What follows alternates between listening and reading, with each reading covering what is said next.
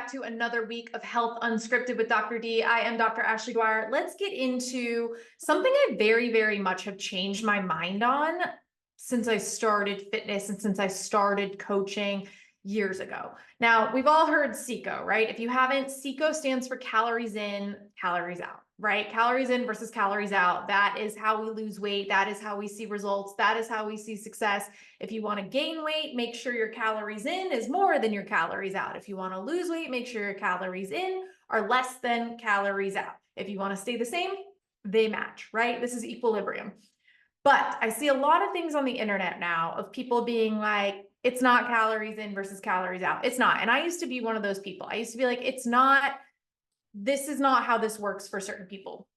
When, to be honest with y'all, it really is. There's nobody on the internet that's changing the laws of thermodynamics. We're just not doing it. We're not doing it. What people, I think, mean to say when we say it's not just about calories in, calories out, it is, but that doesn't mean we're necessarily going to subject clients to it. And that means if I have a client who comes to me who's been in a deficit of 1,500 calories and their supposed TDEE or what they're supposed to be eating every day for maintenance is 2,000, that person is in a 500 calorie deficit. They should be losing weight. Correct, right? Now, let's say we have a thyroid issue, or let's say we have some hormone issues, and your proposed maintenance calculation is not actually correct. Let's say it's actually lower, or you've been dieting for such a long time that your maintenance calories, your TDEE has actually come down because you're metabolically adapted, right? Let's say that.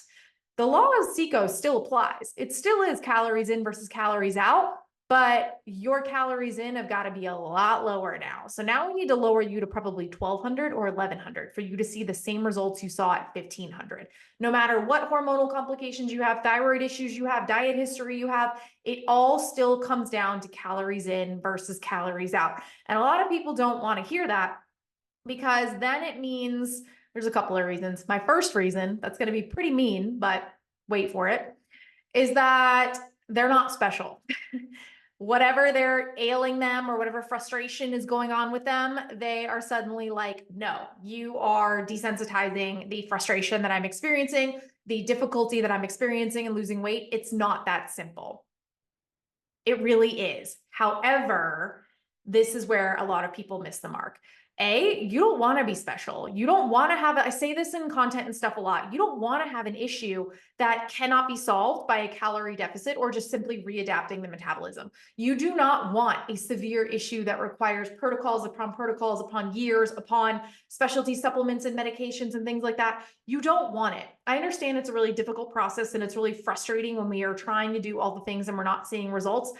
But you do not want to be special. You want to be the rule. You don't want to be the exception. And in my experience of over 5 years, almost 6 years coaching, most people are the rule, which is a good thing. It just means that what we've been doing isn't what we were supposed to be doing for us. Even though we think we're doing all the things, some of the stuff we're doing is the wrong things. So if we're not seeing success at 1,500 calories, we need to bump you lower. Do I agree with putting people into ultra low calorie diets for this type of results? Not always. It depends on the client. If we have a lot of body fat to lose and a lot of room to do it, I might do that if it's like a severe health issue. If it will drive the client into a non-adherent state, meaning it's just not enough food, they're binging, they're hangry, they're irritable, they're tired, etc., we won't do that. We will spend time in a reverse diet and we will spend time readapting metabolism for a handful of months before we go into another deficit phase at a higher level, potentially more than 1,500, where we can actually see success. A lot of the times, clients are also grossly underreporting how much food they're actually eating. And when I say that, it's because not many people know portion sizes, the nutritional compositions of food. We're not really paying attention to the bites, licks, tastes, condiments, all the things that we're doing throughout the day that actually add up significantly in calories. If you want to know the truth, just measure out a serving of peanut butter. And I don't mean in a tablespoon, unless you are wiping that tablespoon absolutely flatly clean, because that's really what a tablespoon is, not a heaping tablespoon. All right. Measure it out on a scale in grams. You'll be deeply, deeply disappointed. I once did a post on how just a little bit of creamer, depending on like half and half or whatever that you're using in your coffee, can add up to 500 extra calories a week. if we're not measuring it correctly just in your coffee creamer, something we don't even really think about in the morning before we've even gotten the day started. Now imagine how much other shit rolls into the day that we're not even really thinking about and how much that adds up, right? So it really is about calories in versus calories out. But the main problems I see are A, people do not report the amount of calories they're eating correctly. So they're actually eating way more than they think they are. Two, we are just living in diets for way too long. So we have metabolic adaptation going on. And then three, just because we say calories in versus calories out is true and a law of physics, doesn't make it simple. It doesn't mean that your effort isn't going to be harder or that your journey isn't going to be harder than someone else's. Someone with hypothyroid and perimenopause and postmenopause and all of that, their weight loss journey is definitely going to require more effort and different protocols than someone who, is 25, all right, and maybe not dealing with any of that. That, again, is not to negate the frustration that you are experiencing, but one, it's not a special situation. It just requires different things. That's fine. It requires a little more time and patience. That's fine. We can do that. And it just requires spending some more time out of a diet, especially if we've been in a diet for a majority of our life. It may also require tracking and reporting so that we can actually get down to the nitty-gritty of what you're doing, changing up types of foods, getting in more nutrients. All right. So it really is a CICO problem, no matter what condition you have. I myself have thyroid issues. I've had hypothyroid since I was 27. I am on medication. I take it every morning.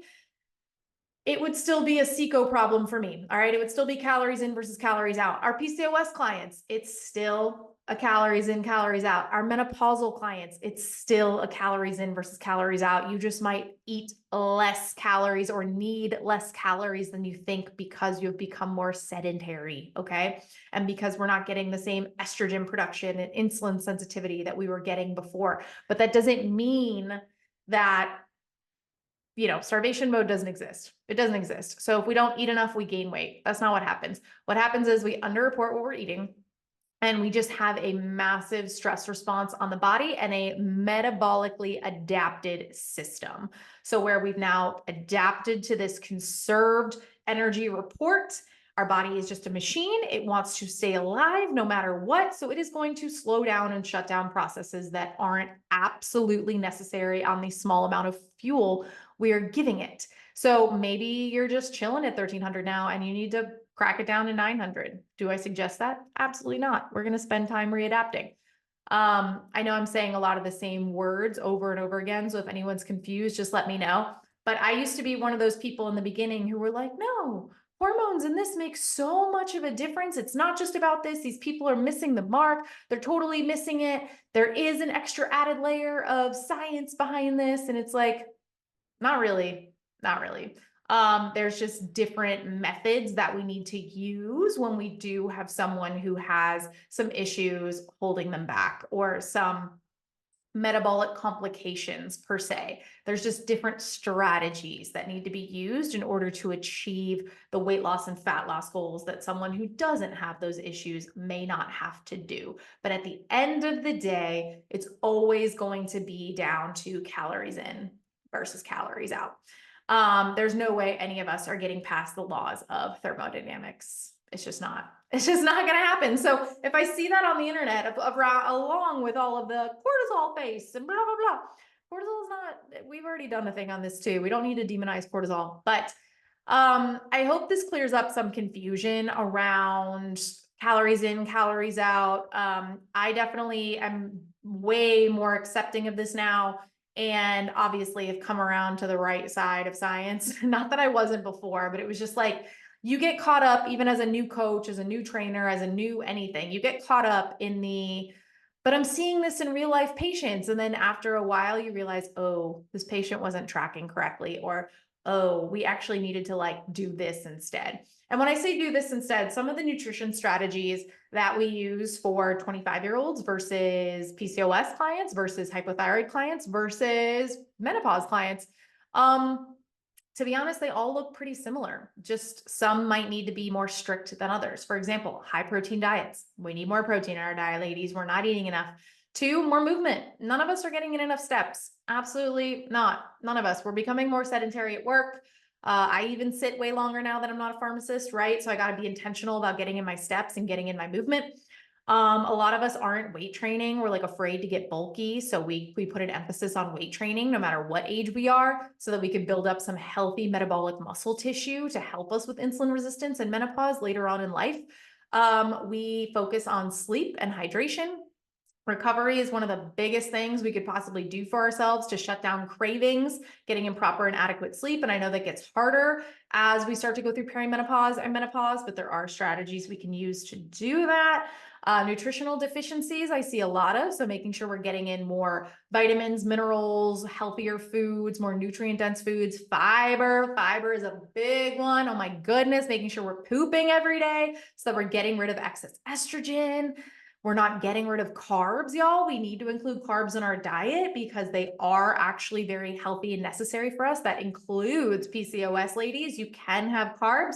We just focus on a specific type of carb and fiber, all right, along with a high protein diet. So really those strategies work for everyone, just in a sometimes different stressed capacity. So if you are kind of listening to this and you're like, well, I don't really know what I need, or I don't really know how much I should be eating, or how to eat, or how to just get off of this hamster wheel because I feel like I'm doing all the right things, but I'm not seeing results, Ashley. Like, just what do I do?